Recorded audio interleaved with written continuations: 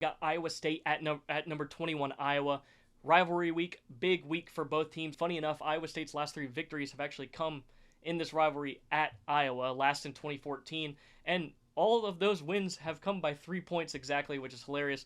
The Cyclones do have the most returning production in the country in the FBS, and Iowa returns a ton of key contributors from that insane defense. You also have Tim Lester and quarterback Cade McNamara on this team, which last week we saw in the second half. I know it was an FCS team, but we're sitting there like, Iowa, holy! And the passing touchdown stat was crazy. I'm pretty sure they matched their passing touchdowns from last season in that game, and I believe their best yardage output since 2019, which is insane.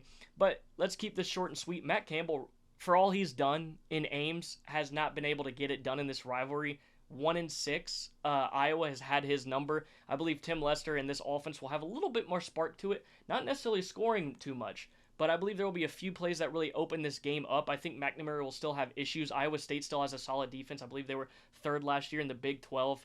And they play defense too at Iowa State. Both these schools focus primarily on that. But Rocco Becht will be able to have a few plays. But ultimately, I think the Iowa defense will still win that battle. And Cade McNamara won't look too insane in this game. However, a win in this game, if Iowa State does pull it out, puts the Big 12 on alert. And we're like, okay, that's a serious team possibly to contend for a Big 12 title. And then, if you're talking college football playoff, because if you take down that Iowa defense, that's not an easy thing to do, especially for Iowa State. Iowa, if you win this game, it's a great solid win against a veteran core.